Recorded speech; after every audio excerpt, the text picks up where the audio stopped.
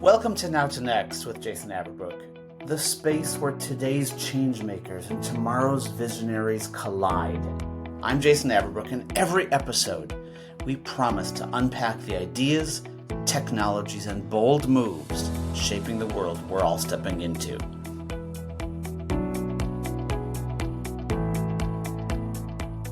Shlomit, how are you? Welcome. Yeah, thank you. Thanks for having me in your newly podcast. So congratulations on that as well. Thank you, and it is so good to see you. It's been You a as well. long time. I think the last time I saw you, we were having dinner together in Israel. No, I think it was in Israel. No, maybe I think it was in Moscow, but I could be wrong. Moscow or Israel, but I was with your family. Like I Yeah, was in your apartment. that was Moscow. Moscow. Oh, I'm so Moscow. sorry. Yes, yeah, Moscow. that was And in Moscow. you treated me to a lovely dinner. Got to meet the family. So it was amazing. So it's good to see you, like live again. Yeah, thank you. Great to as always. Great to see you as well. So I want to, in the podcast, I always try to dive deeper with people to understand them as a human. Because I think it's so important in today's world to do that before we start talking about the HR technology, AI, et cetera, et cetera. So, like following your career, 4 different CHRO or CPO or personnel, whatever we want to, you're not that old, jobs, Russia, Israel, Amsterdam. UK, France, Madrid, Right, Spain. yeah, like crazy journey. So, like when you think about that, how do you tie all of that together? How do you tie all that together into who you are today as truly, one of the top leaders when it comes to thought and vision, when it comes to HR technology, and where AI is taking us now in 2025 and beyond? Hmm. Yeah, that's an excellent question, which I guess just this question we can explore for a very long time. Um, but I think it's for me, my journey has always been a lot about adapting, taking opportunities, taking some risks as well. Like I remember when moving to Moscow was an interesting move, and then taking some opportunities while I was there, like leading the people function for the largest privately owned bank in Russia, Alpha, which was an incredible experience. I learned a lot from it. Uh, I think my journey has always been about you get an opportunity, you just go for it. Even if you don't have all the answers, even if you don't know exactly how it's going to work out, you have the belief that you're going to learn from it and that you are going to adjust as you go. And that has been my journey. I mean, I've been 24 years living in different countries and moving around. So as you mentioned, UK and France and Spain, and then going to Moscow and now in the Netherlands for 6 years. So it's been quite of a journey, not just in terms of countries, but also in terms of the companies and the industries that I've been with, obviously technology and banking and consumer tech and SaaS. And now for the last 5 months or so, experimenting, doing things in a very new capacity for me for the first 24 years. So I think in a nutshell, it's a lot about reinventing myself constantly, learning all the time. I really see myself as a lifelong learner. So constantly asking myself, how can I get better? How can I learn from every situation, reframing every situation? And I think that especially in current times, and that's where it leads me to the AI area that we are living at. That's really the key differentiator, is our own human capabilities, character skills, mindset, whatever you want to call it, level of curiosity, adaptability, agility that can help us navigate the current changes. But what's the characteristic? Because I'll never forget, I'm not going to get the exact date right, but 15 plus years ago, being in Russia with you, talking about the agility needed in HR, showing some screens of self-service and things like that, and you being one of those people saying, this is stupid. Like, self-service, stupid. Like, we're not doing it that way. Like, you have built out an innovation lab 15 plus years ago in Russia to basically say, we're going to do things differently. And I'll never forget, like, whiteboards everywhere, drawings everywhere, design thinking before design thinking was called design thinking. Like, right? Like, that was that lab. It was like a lab, Yeah. a human lab in Russia. And I was Mm. like, holy cow. I was just blown away. And people would present ideas, and you'd be like, cool, but that's not good enough. Mm. So, like, what's the grit factor or whatever it is that keeps you pushing down that path? Mm. So first, I want to start by giving you a big compliment that you shaped a lot of my thinking. I Oh, think we thank are you. now like maybe I shaped some of your thinking, but you definitely For shaped sure. my thinking. Because I remember one of our first interactions, you showed the agile versus timeless thinking around digital transformation, and I'm like, oh, you framed it so precise, and that's something that stayed with me until now. That's how I'm thinking a lot about when you design for any people operation, that you need mostly agile thinking, but some things just need to work well, and that's the timeless part. um, I think for me, it's always been a combination of forward looking, so really, really trying to be ahead and almost like predict the future in everything that we do.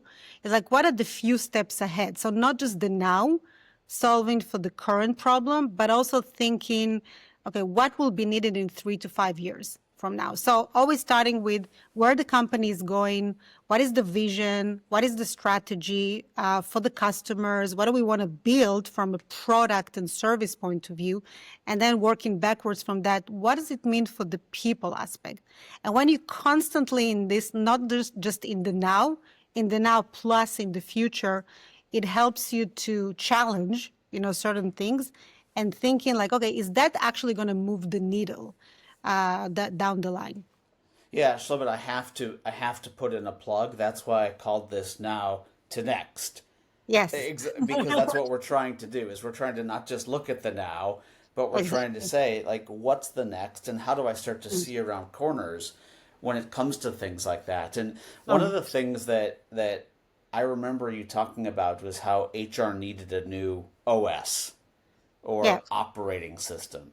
Uh-huh. And talking about kind of a Siberian roadshow, that you were on when all of a sudden you're like, I think we need to shift the way we work. And I think right now we're in such a prime position. Well, actually, not just a prime position. I think we're probably in a crisis where if we don't shift our operating model, we're going to be more irrelevant than a lot of HR organizations already are. But I'd love your thoughts on that Siberian roadshow to the new operating system. Mm. Yeah, I did a lot of roadshows when I was at Alpha because we had 450 branches across the country, and I got to places where sometimes I speak with Russians, and it's like you've been to more places in Russia than we've been to. So it was like fascinating times. Um, but I think the key in and what I learned through these roadshows is that. You have to keep the people in the center of everything. Like this human centricity is really crucial in everything that we do. I mean, of course, I can talk about big things like adapt and agile and processes and systems. Of course, it's all extremely important, and how you look at data and how you connect between data points and an API that needs to be there, especially in the AI area. But I think and now it's important even more than ever, is like, what are we actually solving for? So putting the people in the center of everything that we do. And if you look today on one hand, we have like this increased AI transformations everywhere, so like technology. At the same time, we have a decrease in engagement, like massive decrease in engagement. We are actually at the lowest point in history. in terms of engagement. And the cost of it is tremendous. I mean, Better Up are estimating 2.2 trillion in loss of productivity or decline in performance. Gallup talks about similar numbers as a result of reduction in engagement.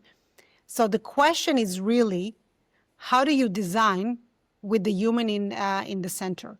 And the AI transformation is all about the human capabilities, mindset, again, character skills. How do we adapt to these changes? What does that mean to operate in a world where the jobs are changing and maybe even disappearing? Like, what does that mean for us as humans? And I think that's really what people leaders need to be thinking about day in and day out. Like, how did this organization that I'm serving right now is going to look like for the human that is here working every day and serving other humans, which are the customers, the users, whatever, which are also people.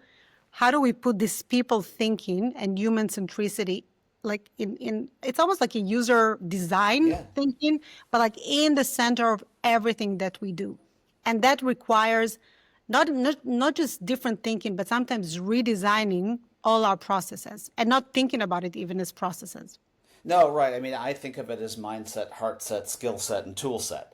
Exactly. And when we start to think about that, I would kind of ask the question of, now that you're in an advisory role, I Mm-hmm. mean, you've like major success with four large CHRO roles where you've transformed businesses, and it's been fun to watch you from afar do that. In advisory roles today, and I like to be really honest about this, like, do you think that people are scared? Do you think people are excited? Do you think people are they don't know exactly where to go? Like, as an advisor now, or let's be the CHRO whisperer, we'll call you that. Like, what do you tell people? Like, you bet, dude, we're in crisis mode, or you're fine. Just relax. Mm. So I think it really depends. That's the first answer. Really depends on the context of the situation and what the company wants to achieve, right? I mean, you have some situations where you walk in and it's a clear transformation. You have to change a lot of things. Um, you can come to a certain situation where it's really a lot about scaling. So there is a proven already like working model or product market fit or whatever it is, and it's really about scaling smart, which is also a change because moving from growing to scaling requires different capabilities. A lot of things break. That's what I call the freedom friction framework between Ooh, I love that. Growing to scaling. growing to scaling. It's like it's a huge shift because it's no longer like linear growth. You really have to think about how with the same you're doing much more. And that requires rethinking operating model, roles and responsibilities, decision making, who makes the decisions, what decision making frameworks we are putting in place. How do we connect between different data points to get the right insights? How do you really distinguish between insight and noise? So there's a lot of things that go into the context and where the company is.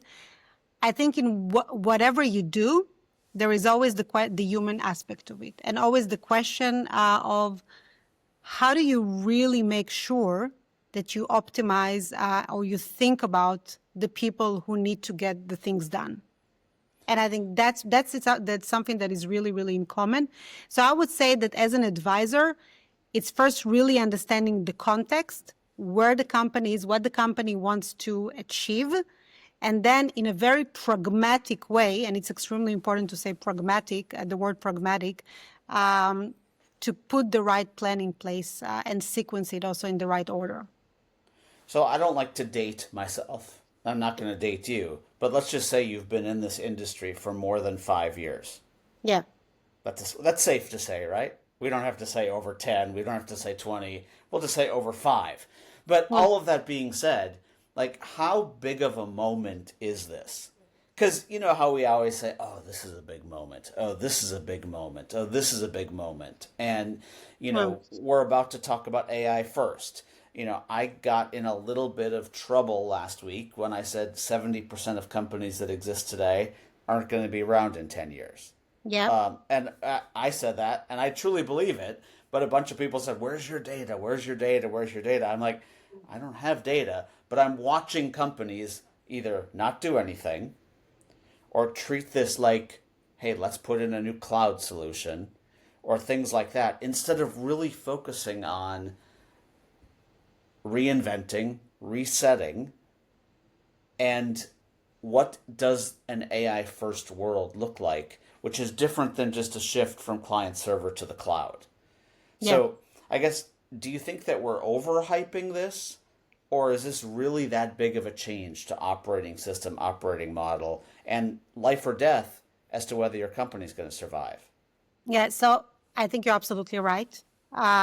It is a pivotal moment in the world. So I think we need to unpack that a little bit. So when it comes to the AI transformation, I think, and I'm now saying from experience, because I've been only working with agents for the last 2 months. That's my team. I have a team of agents, right? So I used to lead people and teams. Do Now they I'm, get along with you? uh, Do it they have your depends. same Yeah. your same accent? Do they behave? Sometimes they don't, and I give them, open feedback. I have to say they adjust well, but it's ongoing process. Just like Um, kids, right? Just like yeah, kids. exactly. I mean, I would say that they're a little bit more disciplined than kids, but yes, but generally speaking, it's also a skill, right? Working with agents, it's a skill, and it was really important for me to learn that skill fully. So, like, if you can imagine, I'm putting myself in the center, like if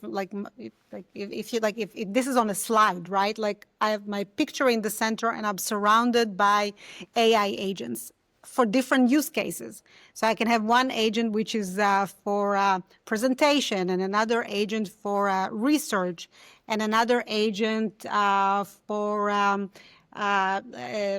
summarizing calls, right, or emails, or no, whatever it is, right? So depending on the use cases, I have different agents, and communicating with these agents, that's a skill by itself, because it's not just about asking the agent to do something. It's really about knowing how to prompt, how to put a request back and forth. Sometimes you need to do it with several agents and get until you get to the desired result. So it's a lot of judgment that needs to go into that. So I So think when the you sorry to interrupt you, but really quickly, when yeah, you say it's a skill, yeah, it's a like skill. people are always asking me, how do I upskill? How do I reskill? And I've heard you say before, AI literacy is mandatory. Yeah, And absolutely. it's not, you're not saying that it's mandatory for tech people. No, if You're for, saying it's for mandatory every for person, every person. everyone, absolutely. So first, there are kind of the basics of what is AI literacy means. I think everyone needs to understand what is LLM and what are tokens, and what does it mean to be a super prompter, etc. So I think that there's few, I don't know even how to describe it, but it's like basic or fundamentals around AI that I think every person needs to master. So just And as a CHRO, because a lot of CHROs listen to this, how did you do that? Like, because how did you master it? Like, what did yes, you do? so first, focus. I personally took even an AI course, so the lead with AI, to really get deep into all the use cases, or at least the main use cases. I don't have to use all of them, but at least to know how to navigate this world. And clearly, this world is changing on a daily basis, so I keep myself updated, etc. So at first, it was important for me to get from just using ChatGPT to understanding different tools and different use cases. And second, so it's immersing myself in AI and then learning that skill. I learned that skill as well.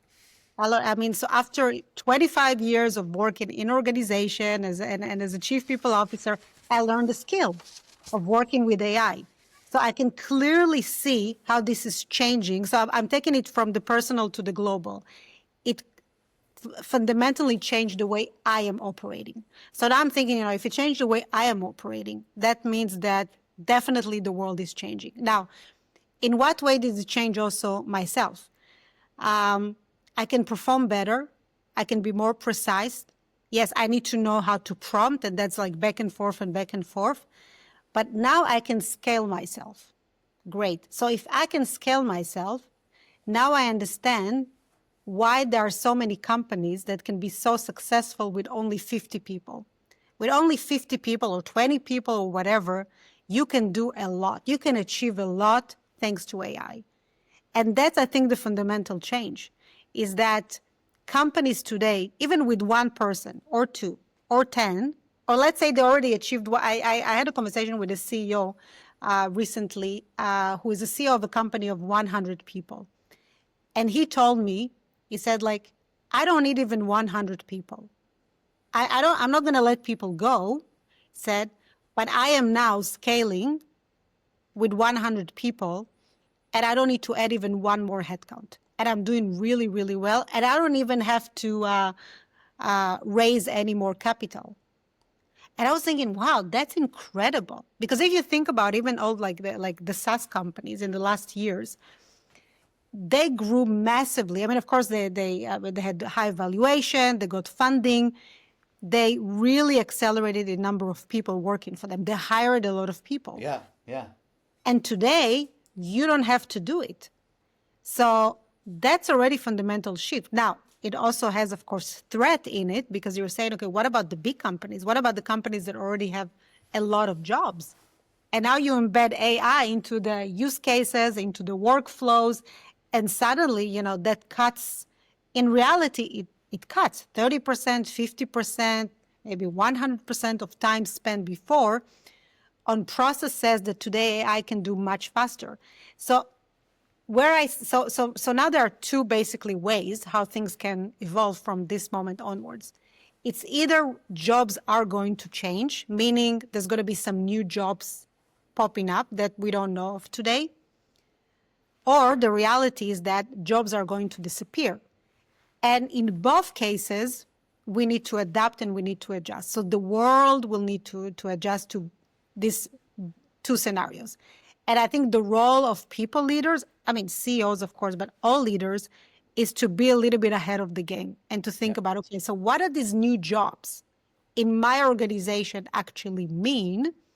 Or what happens in a world where I don't have these jobs anymore? So what is my responsibility and again, thinking about the person in the center, thinking about the human in the center. So it comes with a lot of responsibility.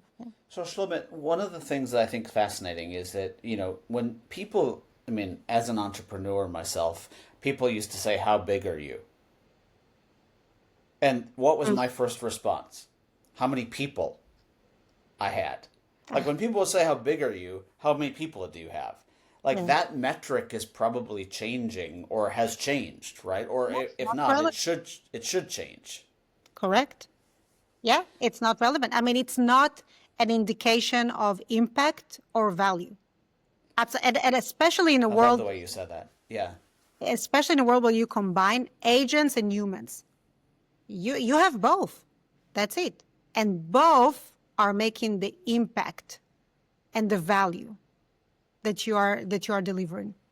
So I've heard you talk, and by the way, one of the things that drives me crazy, not about you, but people say this to me all the time, is that they've got change fatigue.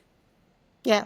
Change fatigue, change fatigue. I was with a company in India last week, and they said, we're still recovering from COVID. Or, we're still working on our return to office policy, so we don't have time to work on AI. So you've talked about these crises kind of thing, and what does an oxygen mask look like, for HR? Can we poke on that for a little bit, because I think it's really important. And even, I mean, I'm just going to play this out. Even planning cycles, like for HR to plan right now at the end of 2025 for what the end of 2026 looks like, I think is really hard. I'd love your thinking on that. Yeah. No, it's a great point to reflect on. And let me start with the end. It's good to have annual goals or long-term goals. The plan needs to change all the time. I think that's the During point. the year, during the year. During the year, yeah. And so that's agility, right? And when you think about it, it's like constantly adapt based on data, based on insights, based on changes. You constantly need to iterate. I think that's the start. That's for me the user-centric thinking. The user-centric thinking is that you constantly need to adjust. So think about HR as a product, people topics as a product. You have to go through discovery, like with all the data, everything, all the insights before you even get to solutions. And then once you put some solutions in place, you have to experiment, pilot experiments, whatever you want to call it. And then you constantly need to iterate. And I strongly recommend for HR people to put the product hat. We are product owners, full stop. We are in the product business. I just love that you said that. So can you just take that? So let's just take a pair of pants. Yeah. There's a product owner for a pair of pants, right? And what their job is to listen to the customer and say, hey, what's the next pant, and how could I make the pant better, and things like that. So when you think about, sorry, I picked pants. I could have picked your beautiful earrings. I'm the owner of an earring. Yeah, I like the earrings. Yes. Yeah, yeah. But let's just say I'm the product owner. Yeah. So what does that look like in HR? To be a product owner in HR, does that mean you own performance management, for example, as a product, and everything about it? Is that what you mean by product owner? Exactly that. It's exactly like that. So performance is a product. If you think about performance as a product, of course you have like, okay, you say like, so first the question, how do you design performance? It needs to start with what do you want? What is the level of granularity that needs to go into performance management? What is the context of the organization? Do we need to actually really embed performance and educate the organization on performance? Or the organization already been through performance for many years, so now it's about more coaching and mentoring in performance. So it starts with identifying what is actually needed, and then to embed this, okay, like continuous learning, continuous feedback, touch point conversations. It's a continuous process. It's not once a year event. And then tooling, which tool to use for performance, and then take user feedback for adoption. Is that tool friendly enough? Is it clear? What questions do we ask as part of performance? Does it answer the problems that the business is trying to solve? Are we sure about expectation setting? What goes into expectation setting? So there's so many, like, of course, sub-product questions. Yep. But you really you want to drive adoption. You don't want to throw a process on people. You want to drive adoption. So it needs to make sense, and you need to treat almost everything in an HR today, maybe except payroll, which just needs to work well. Yep. Almost everything is like treated as a product. And then based on the cycle, you define, the iteration level. I mean, for performance, maybe you iterate every 6 months. Maybe for another process, you iterate every month or every quarter, whatever makes sense. But this constant iteration, especially in the world today, is crucial. No, I love that. I love that thinking. I try to think about, in an AI world, we're not just trying to adopt, but we're trying to embody.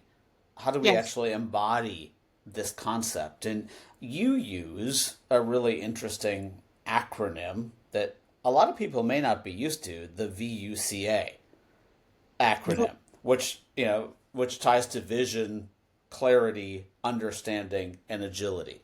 And I love that. And I love it. But I'm wondering, how many people do you find in HR that can actually do that? And what does it take? What does it take from a culture standpoint? What does it take from a leadership standpoint? What does it take from a measurement standpoint? Because a lot of people, Shlomit, that I talk to every day are still measuring go live. Like, did we go live? And then we're going to move on to the next project. And I think when you do that, you don't talk like a product. You talk like a project, and you lose that concept of agility, because you're like, oh, we're good there for 5 years. We're not going to come back to that. And it becomes more irrelevant every day. But I'd love your Yes. thoughts. Sorry, that Yeah. was a long And question. I also realized that I haven't fully answered your previous question about your reflections after coming back from India. So I will also come back to it. I I think that it starts from exactly that, is really, really embedding the product thinking. And it took me also some time. I have to say that I also grew to that. And this is also where it ties to your India example. I think I learned that because of the shifts and pivots we had to go through in the last years. COVID, and then scaling massively. I mean, I was at OLX at that time, and we had to scale from 3,000 people to 11,000 Wow. during COVID. Most of it organically. So we had some acquisitions, but most of it we had to grow organically. So you really need to have the machine working, 30 markets, very different environments, bringing systems together, processes, etc., and doing it whilst everyone is working from home. And then we had the Russia and Ukraine war, and we had to pivot, and then investments, and then divestments, so you constantly have to adapt. And that's where I learned, whatever plan you have, you'll need to change the plan. It's like almost when you think about annual budget. Let's think about like the financial part. You worked very hard on putting a budget in place, but as soon as the year starts, it's almost like the budget. I mean, it's an orientation, but it's not relevant Oh, I anymore. love that. I love orientation. I love, Yes, love, it's love that. orientation, and that's how I think. Like think about your plan as orientation. Like you need to know where the car is driving, right? It's like sustained velocity. Like the car needs to go somewhere. You don't want the car to get like anywhere. So you put the GPS like for the car to get somewhere, but be ready that on the way you'll need to stop. Maybe you'll need to change the path. Maybe there is a traffic jam, and you need whatever happens. The car will eventually get where it wants it to get, but the way there could look very different from what you planned. And that's the mindset that you need to have, I think, everywhere. But of course, now we talk about like the people area, also in the people area, like pivot, pivot, pivot. And with AI, this is like million times more relevant because we live in a reality that things are changing, not on even like on a quarterly basis, on a daily basis. Do you think that this is a $1 million, $1 billion, $1 trillion question? Do you Yeah. think that what does it take? Let me change the question. What does it take for an HR leader to change like that? To change that mindset? What does it Yeah. take? What does it take? Of course, first experience, like really put yourself in situations that, as you like we talked about before, the wisdom that comes from real lifetime I experiences. think that wisdom is so important in today's It's world. I think key. it's not what you know, it's how to apply what you know to a situation. Exactly. It's really understanding, okay, the context and using all the muscles that you build. Like, it's like going to the gym. You exercise every day. So in life, we go through a situation, we exercise our mental ability, our cognitive ability, everything. And it's how you apply it in every situation. So I think it comes from experience.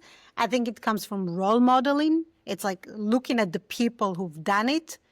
Because you know what is like hope is when you have the will and you have the path, and then you can have hope when like someone is showing you how you can do it, and obviously it's willpower and way power. So you need the Oh, way I power. love that. Yes. Way power Yes. comes from role modeling, and I think it's a lot about this character skills mindset that we're talking about. Is the adaptability, is the curiosity, is the constant learning.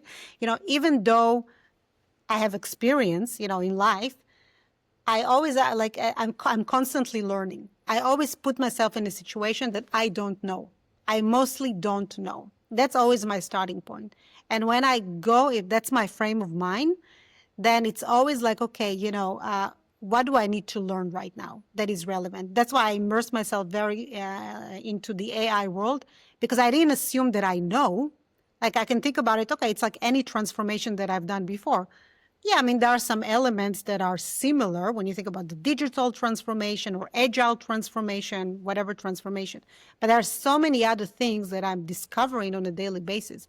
So you really, really have to apply this mindset of, I don't know.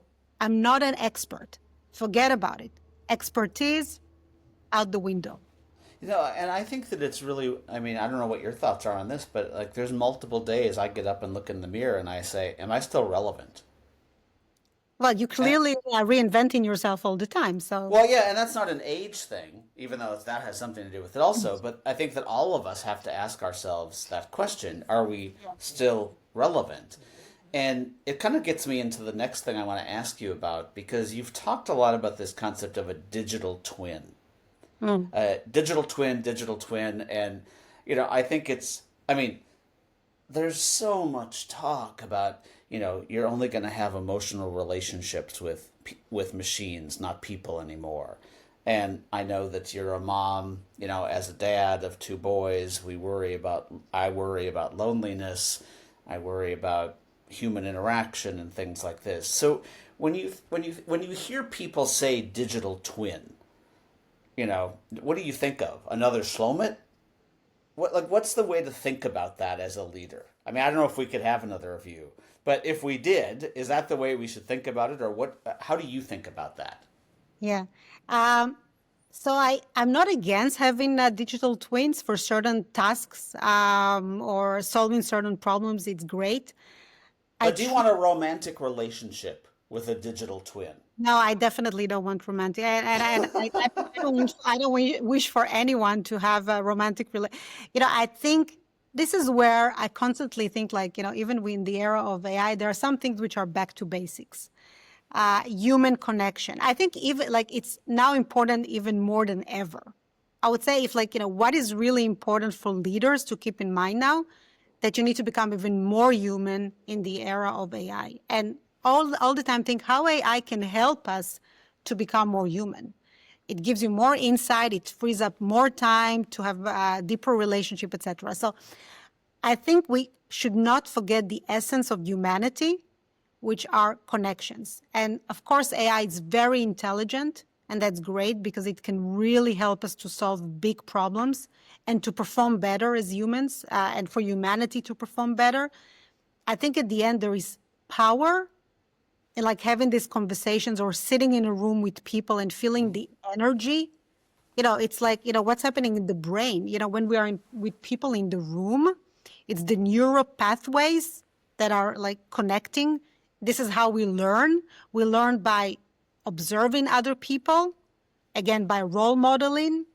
You can learn that from AI. I mean, you can go to AI to get specific response and even advice. There are many people today who are getting even emotional support from AI, which I would say it needs to be in balance. It's a little bit of an even concerning trend, but it's out there, and sometimes people even find AI to be more empathic. So this is where I invite us to let's become more empathic, more connected. Connection is still the number one predictor of happiness. The quality of relationship is the number one predictor of happiness in the world for people, happiness level, and in the workplace. So that's what leaders need to think about. How do we create an environment where people are more connected, not less, but more But connected to humans or connected to digital connected to twins, humans? or does it matter? Connected to humans, of Okay, course, for everything that is human related. okay. And digital twins, it's like if a digital twin can help solve problems faster in certain areas, great. I'm all for it. Let's leverage this capability. But it can't solve for everything. It can't replace us for everything. And it's really also important, I would add, that when we are working with a digital twin, that we know that this is a digital twin and we are not getting confused about So it. the transparency The of knowing it's a transparency is digital. key. It's Okay. really key. I see that as part of the responsibility when you think about like compliance and governance and all of it of AI. We need to know that at this moment of time, I mean, if now I'm a digital twin, now if you're now talking to me as a digital twin, you need to know that I'm a digital twin. That's Right. who we're talking with. Now, maybe that's what you'll choose. That's okay. But it needs to be transparent that you know that you're not talking with a digital twin. Is this you, or are you a digital twin right now? Right now, it's me.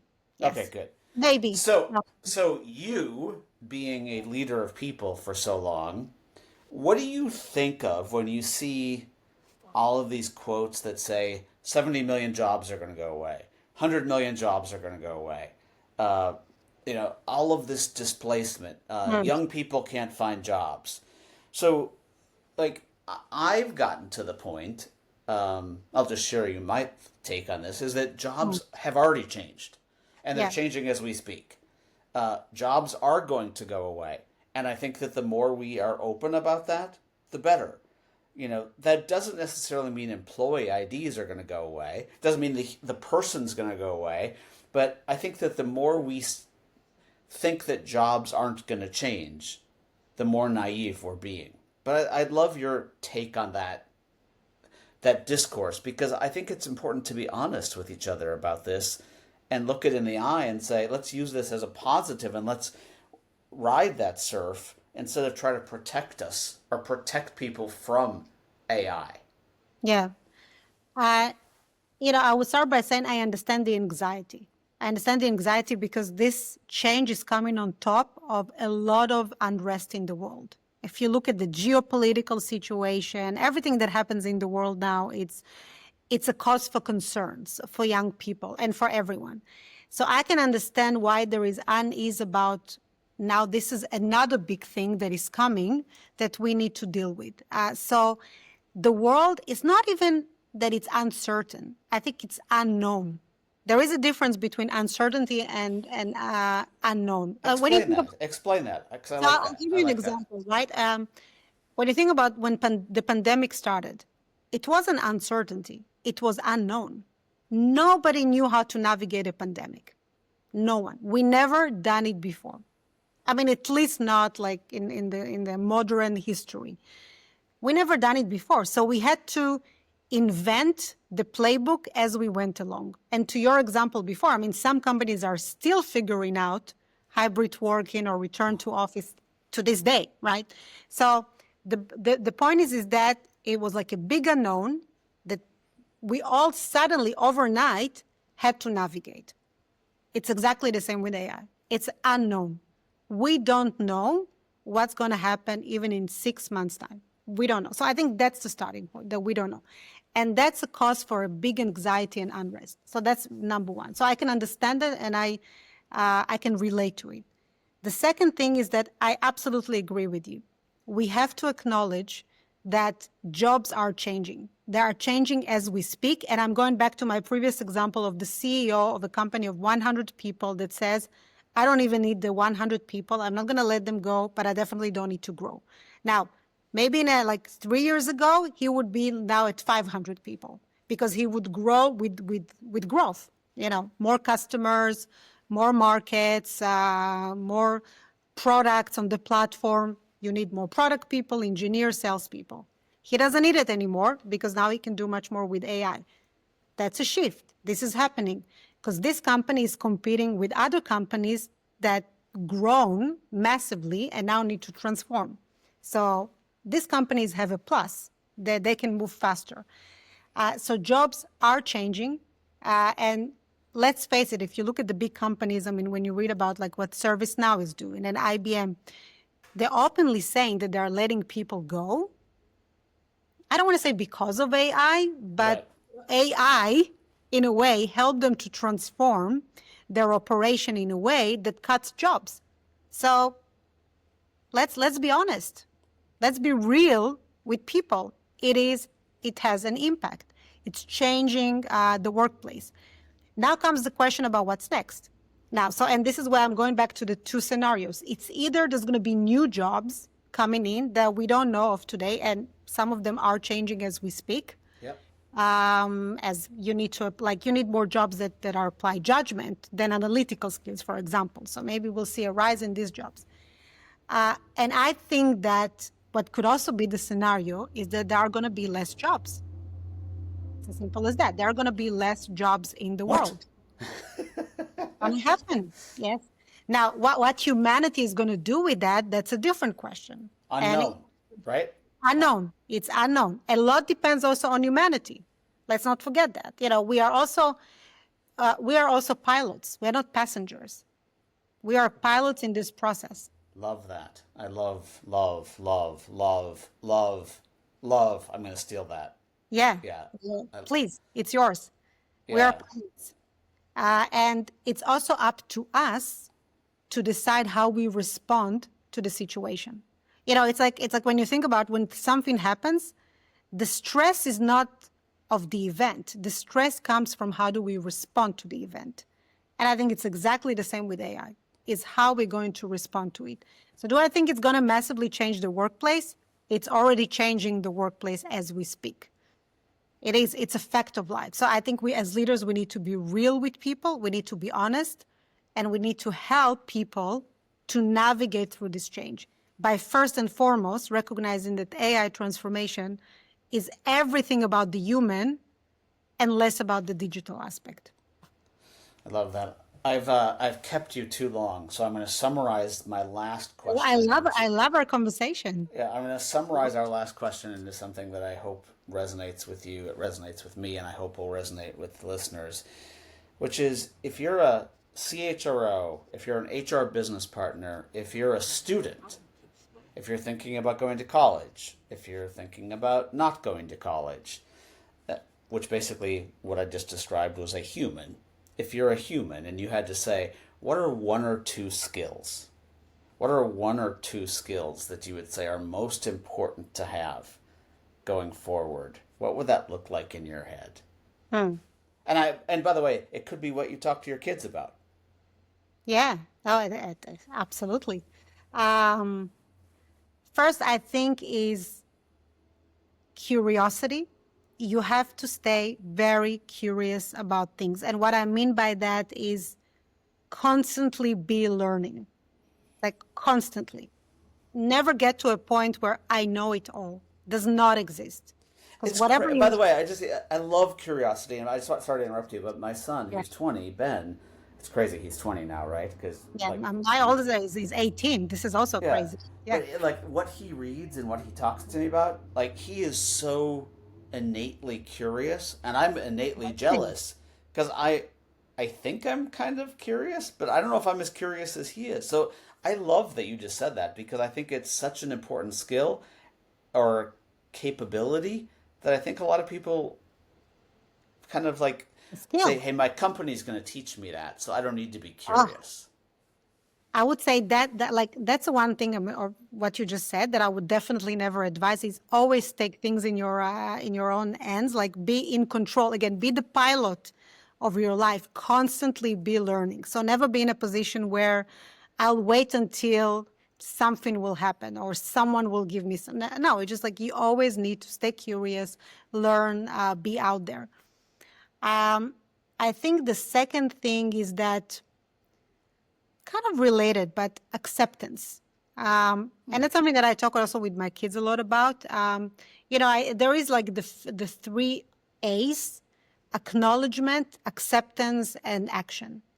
So you can acknowledge the situation, like, that's what happens, that's what happened. Accept it fully as if you chose it, because life will give you a lot of challenges. Let's face it, there's going to be better times, there's going to be worse times, people go through things, a lot of it, and it's difficult. It's difficult for me a lot. I'm educating myself or practicing this a lot, but it's difficult to accept life events.